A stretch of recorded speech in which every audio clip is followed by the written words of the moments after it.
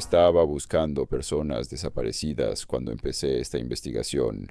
Estaba leyendo censos, no los censos modernos, con su metodología estadística rigurosa y sus sistemas de verificación cruzada, sino los primeros registros de población que los gobiernos del siglo XIX produjeron cuando comenzaron a intentar contar sistemáticamente a sus ciudadanos. Y lo que encontré en esos registros no correspondía con lo que esperaba encontrar. Los primeros censos formales de los Estados Unidos, realizados en 1790, 1800 y 1810, muestran algo que los demógrafos históricos han señalado pero raramente discuten en sus implicaciones más amplias. La distribución de la población no corresponde completamente con los patrones de asentamiento documentados. Hay regiones con densidades de población que implican asentamientos anteriores a las fechas de fundación documentadas. Hay áreas que según los registros de expedición y colonización deberían estar deshabitadas o escasamente pobladas, que los censos muestran con poblaciones significativas. ¿De dónde venía esa gente? ¿Quiénes eran? ¿Y por qué los registros históricos posteriores no los mencionan como fundadores o primeros colonos de esas regiones? Esas preguntas me llevaron a una investigación que cambió completamente la manera en que entiendo la demografía del siglo XIX. Primero, el contexto que necesitas para entender lo que voy a presentar. Los censos del siglo XIX, especialmente los primeros, eran herramientas imperfectas. Los enumeradores recorrían territorios enormes a pie o a caballo, intentando contar a personas que en muchos casos no querían ser contadas, en regiones que no tenían infraestructura de comunicación sistemática. Los errores eran inevitables, las omisiones eran comunes, y la comparabilidad entre un censo y el siguiente era limitada por los cambios en metodología y cobertura geográfica.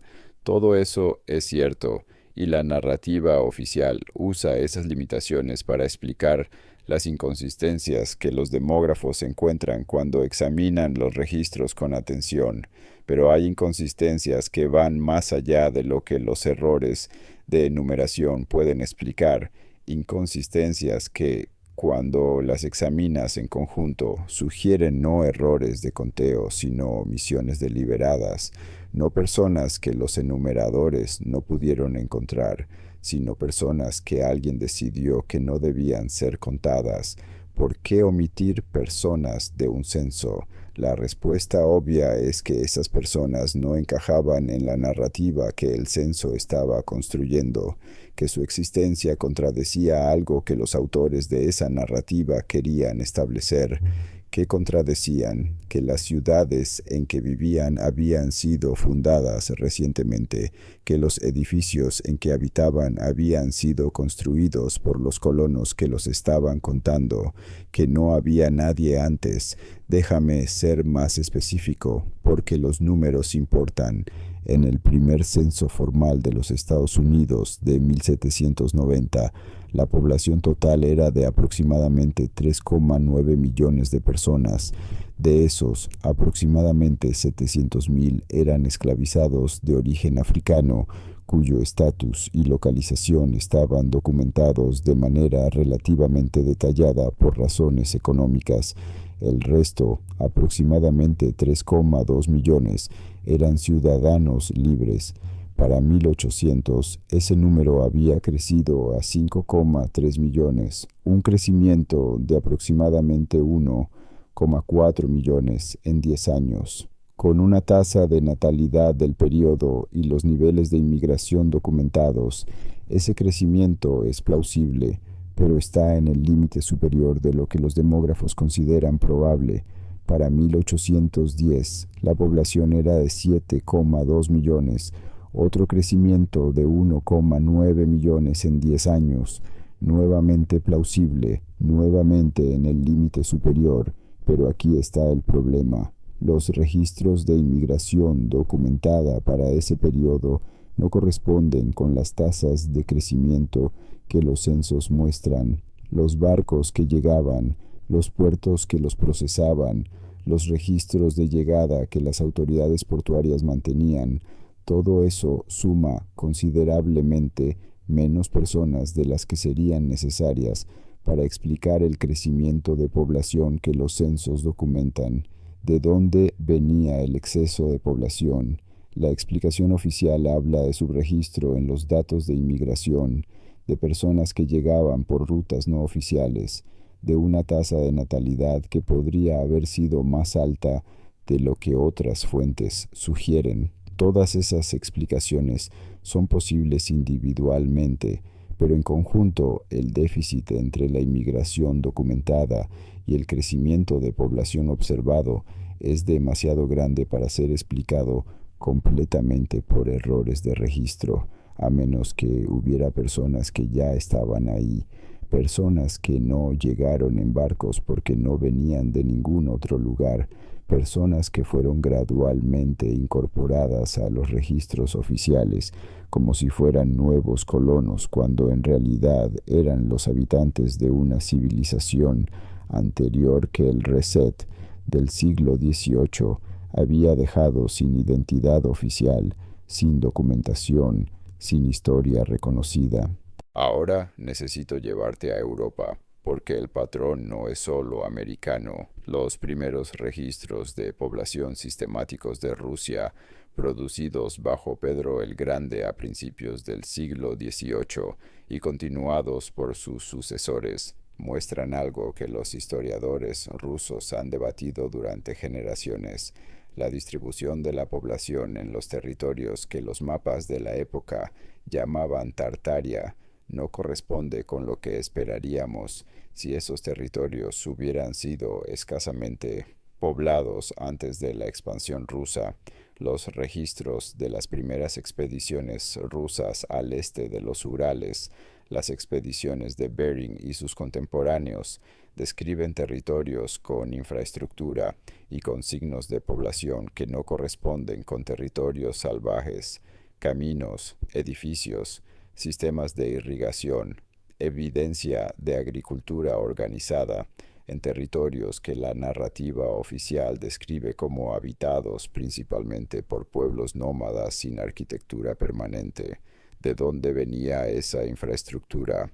Los cronistas rusos de la época la atribuían en algunos casos a los pueblos indígenas de la región, en otros casos la dejaban sin explicación, y en algunos casos los más perturbadores describían encontrar esa infraestructura ya abandonada, ya deteriorada, como si sus habitantes hubieran desaparecido recientemente.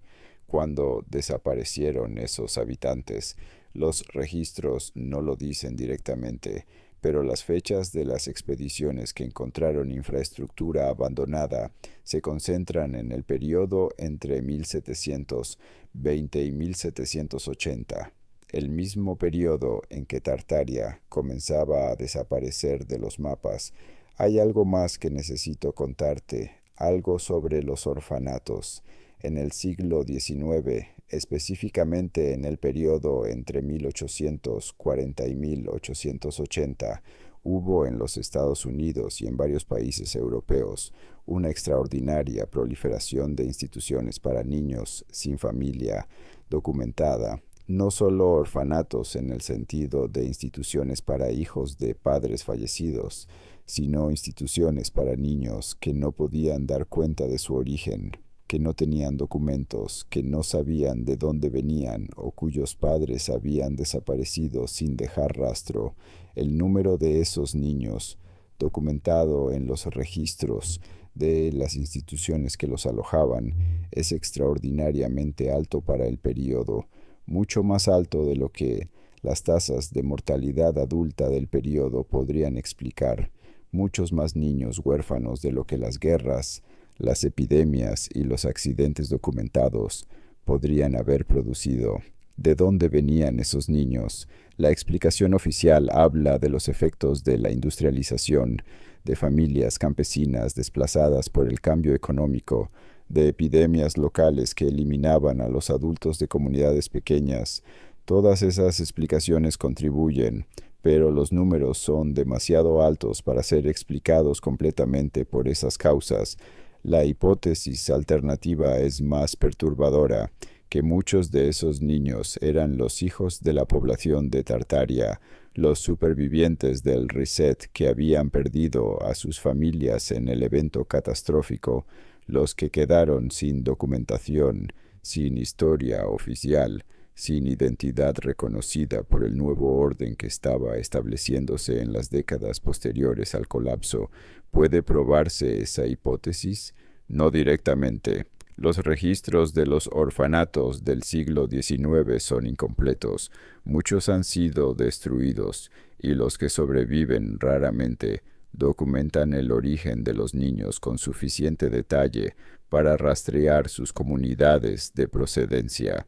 Pero el patrón existe, y el patrón es coherente con la hipótesis de una población desplazada masivamente en el periodo entre 1780 y 1840, cuyos niños supervivientes llegaron a las instituciones del nuevo orden sin historia documentada.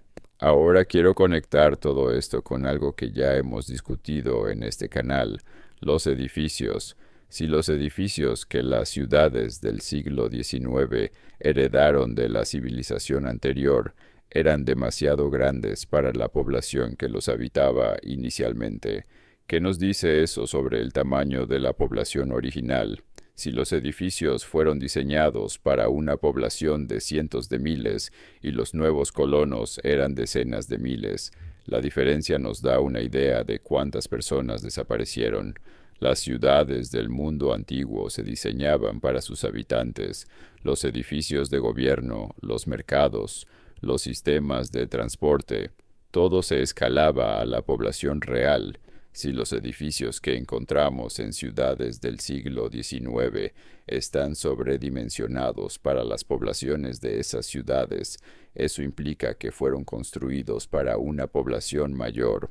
¿Cuánto mayor? Los ingenieros que han estudiado la capacidad de la infraestructura heredada en ciudades como San Francisco, Chicago o Buenos Aires han estimado que esa infraestructura podría haber soportado poblaciones entre 2 y 5 veces mayores que las documentadas en los primeros registros de esas ciudades.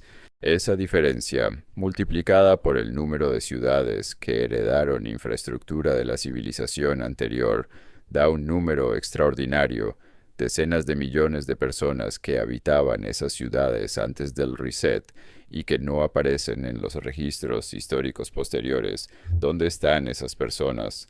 No en los cementerios, porque no hay cementerios de esa escala del periodo anterior al reset, no en los registros de epidemias, porque ninguna epidemia documentada del periodo puede explicar la eliminación de decenas de millones de personas, no en los registros de migración, porque no hay registros de movimientos de población de esa escala, simplemente no están, como si nunca hubieran existido, y esa ausencia total y sistemática de cualquier rastro de decenas de millones de seres humanos, es en sí misma la evidencia más perturbadora de todas, porque las personas no desaparecen sin dejar rastro. Las civilizaciones no se evaporan, siempre queda algo, siempre hay huellas, a menos que alguien haya trabajado muy deliberadamente para eliminarlas todas. Quiero cerrar con algo que me resulta profundamente perturbador y que no he podido dejar de pensar desde que lo encontré. En los registros de los primeros misioneros y exploradores europeos que llegaron a territorios que supuestamente no habían sido contactados antes, hay descripciones de poblaciones que ya conocían cosas que no deberían conocer, poblaciones indígenas de América del Norte que tenían tradiciones sobre ciudades de piedra que sus ancestros habían habitado, pueblos de Asia Central que recordaban un pasado urbano que no correspondía con su presente nómada, grupos en Siberia que mantenían tradiciones sobre una civilización avanzada que había existido en su región y que había desaparecido repentinamente, Esas tradiciones eran tratadas por los exploradores como mitología, como el tipo de memoria colectiva que todas las culturas producen para explicar un pasado que no entienden completamente, y puede que eso sea exactamente lo que eran,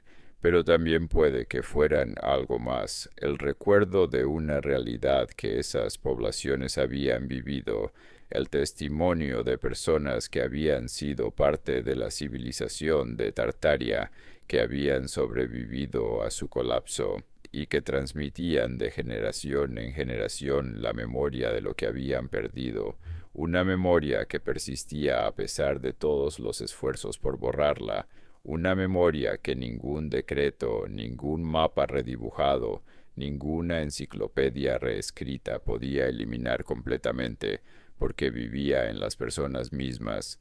Si eso es verdad, si esas tradiciones son memoria y no mitología, entonces los millones de personas que desaparecieron de los registros históricos no desaparecieron completamente. Sus descendientes siguen aquí, viven entre nosotros, no saben que son los herederos de una civilización que la historia oficial decidió que no había existido. ¿Dónde está el pueblo de Tartaria? En los registros demográficos que no cuadran, en los edificios demasiado grandes para sus nuevos habitantes, en los niños sin historia de los orfanatos del siglo XIX, en las tradiciones orales de pueblos que recuerdan ciudades que sus ancestros habitaron, y posiblemente en las caras de personas que caminan por las calles de ciudades que sus antepasados construyeron sin saber que lo hicieron. La historia oficial los borró, pero no pudo borrar completamente las huellas que dejaron, porque las huellas más profundas no están en los archivos, ni en los mapas, ni en las enciclopedias, están en la memoria, y la memoria, cuando es suficientemente profunda, sobrevive a todo lo que intenten hacer para eliminarla. Si este video te ha hecho pensar, considera suscribirte. La investigación continúa y el próximo video va a lugares que la mayoría de los canales no se atreven a tocar. Nos vemos allí.